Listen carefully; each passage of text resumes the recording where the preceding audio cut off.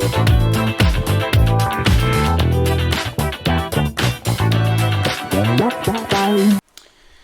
chapter 16, Marx explains how surplus value extracted from workers is transformed into capital, driving the expansion of the capitalist system. This process, called capital accumulation, is central to how capitalism grows and perpetuates itself.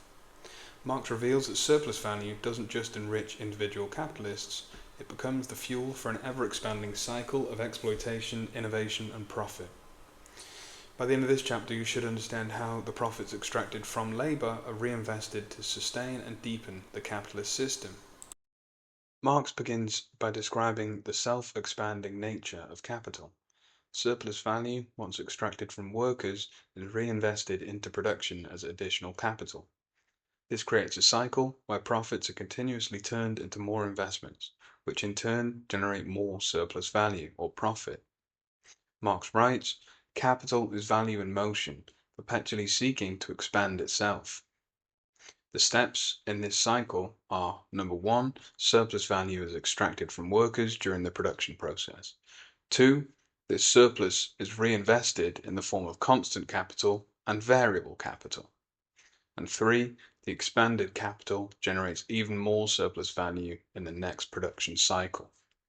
This reinvestment allows the capitalists to grow their enterprise, producing on larger scales and extracting even more surplus value from an expanded workforce. In the accumulation process, constant capital and variable capital play distinct roles. Constant capital facilitates production, but does not create new value. Variable capital, on the other hand, is the portion of capital spent on labor power. As we've seen, it's the labor that generates surplus value. Marx emphasizes that the capitalist must carefully balance these two components to maximize surplus value. A factory that invests too much in machinery without enough workers will fail to generate profits, while a workforce without sufficient tools or materials cannot be productive. This interplay between constant and variable capital is central to understanding how capital accumulation functions. Marx explains, open quote, "The reproduction of capital requires the continuous renewal of the conditions for extracting surplus value." End quote. Next, Marx reveals that capital accumulation is only possible because of the exploitation of labor. Surplus value, the lifeblood of accumulation, is extracted from the unpaid labor of workers. The more surplus value extracted, the greater the capital available for reinvestment. This creates a feedback loop where the accumulation of capital leads to greater exploitation. This process also explains why capitalists are driven to continually expand production. To remain competitive, they must accumulate more capital than their rivals, which means extracting more surplus value. Marx notes that this relentless drive for accumulation is not a personal choice, it's an inherent feature of the capitalist system. Marx writes, "The self-expansion of capital requires the continual exploitation of labor power, which becomes the foundation of all capitalist growth."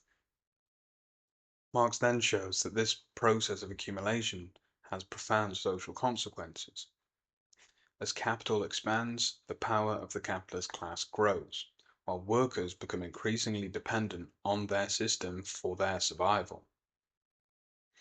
The reinvestment of surplus value leads to the concentration of wealth in the hands of a few, deepening inequality and solidifying class divisions. Additionally, the expansion of capital often results in the creation of, as we outlined in previous chapters, a reserve army of labor, a surplus population of unemployed or underemployed workers. This reserve army allows capitalists to suppress wages and maintain control over the working class as workers face increasing competition for limited jobs. Marx concludes, "The accumulation of capital is the central mechanism by which the dominance of capital over labor is perpetuated." So what did we learn in chapter 16? Here, Marx explained that capital accumulation is the driving force behind the capitalist system. By reinvesting surplus value into production, capital expands and perpetuates itself. This process deepens worker exploitation, widens economic inequality, and solidifies the power of the capitalist class. In the next chapter, Marx will turn to explore how surplus value circulates within the economy, further analyzing the dynamics of capitalist expansion.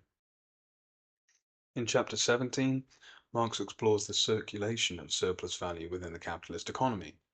He analyzes how surplus value, created in production, moves through different stages to sustain and expand the system of capital accumulation. This chapter looks at how value transitions from commodities to money and back into production, revealing the dynamics and contradictions of capitalist circulation. Next, Marx explains that surplus value, once created in the production process, must circulate to be realized. This movement occurs through the circuit of capital, where the value transitions through three interconnected stages. 1. Production, where surplus value is created during the exploitation of labor in the production process. 2. Exchange, where commodities are sold for money, where the surplus value embedded in them is realized. And 3. Reinvestment. Money is used to purchase new means of production and labor power, restarting the cycle of exploitation and production. This cycle ensures that surplus value not only sustains capital, but also allows it to expand. Marx writes, "Circulation is the movement that transforms surplus value into the engine of accumulation." Marx then emphasizes that surplus value remains potential until commodities are sold in the market. The act of exchange is crucial for surplus value to be realized as money, which can then be reinvested into production. However, this reliance on exchange introduces vulnerabilities. If commodities cannot be sold, surplus value cannot be realized, disrupting the cycle of capital. Overproduction, where too many commodities flood the market, highlights this contradiction within the system. Marx explains the realization of surplus value is bound to the anarchic nature of exchange, which creates the conditions for crisis. Next, Marx contrasts two forms of circulation. The first being simple reproduction. In this stage, capitalists reinvest just enough surplus value to maintain the current production levels, consuming the rest as personal profit. The second is expanded reproduction, which is when a significant portion of surplus value is reinvested into production, allowing capital to grow and expand. Expanded reproduction is the hallmark of capitalism, where reinvestment drives the accumulation of capital. Marx writes that capital does not simply reproduce itself, it grows, perpetuating the exploitation of labor on an ever larger scale. The circulation of surplus value reveals inherent contradictions in capitalism. While circulation is necessary for the system to function, it also introduces instability. This can materialize in different ways, such as market dependency, where capitalists depend on finding buyers for their commodities, making the system vulnerable to market fluctuations and crises of overproduction, or is in class imbalances, where workers, as the primary consumers, are often paid too little to afford the commodities that they produce, limiting the effective demand and creating bottlenecks in circulation. Marx notes that these contradictions are not accidents, they're intentionally built into the system. He writes, "The very mechanisms that sustain capital also create the conditions for its periodic crises." So, to summarize chapter 17, Marx reveals here how the circulation of surplus value is both the lifeblood of capitalism and a source of its instability. The movement of surplus value through production, exchange, and reinvestment drives the accumulation of capital while exposing the contradictions inherent in the system. Next, Marx will delve into the mathematical formulas that express these dynamics, offering a more technical analysis of surplus value and its role in capitalist production. In chapter 18, Marx presents the mathematical formulas that express the dynamics of surplus value within the capitalist system. These formulas not only quantify the exploitation of labor, but also help us to understand how surplus value is distributed and reproduced. By breaking down the relationships between labour time, wages, and surplus value produced, Marx provides a technical framework for analysing the exploitation inherent in capitalism. Marx begins by reviewing the fundamental equation for the rate of surplus value, which was covered earlier. This measures the degree of the exploitation of labour and is shown as the rate of surplus value equals surplus value divided by variable capital. Surplus value represents the value created by unpaid labour, and variable capital represents the wages paid to the workers. This ratio shows how much surplus value is extracted relative to the wages paid. For example, if a worker produces £200 of value but are only paid £100, the surplus value is £100. This means workers perform as much unpaid labour, which is surplus labour, as they do paid labour, which is necessary labour. Marx writes, the rate of surplus value is the exact expression of the degree of exploitation of labour power by capital. Marx then reformulates this ratio in terms of labour time. The working day can be divided into two parts: necessary labour time, which is the time workers spend producing value equivalent to their wages, and surplus labour time, which is the additional time workers spend producing surplus value for the capitalist. The rate of surplus value can be written as surplus labour time divided by necessary labour time. This time-based formula highlights the exploitation inherent in the working day, where capitalists aim to maximize surplus labor time while minimizing necessary labor time. Marx then emphasizes that these formulas are more than just mathematical expressions. They reveal the social relations underlying capitalist production. The ratio S divided by V is not merely a technical measure, but a representation of the power imbalance between capital and labor.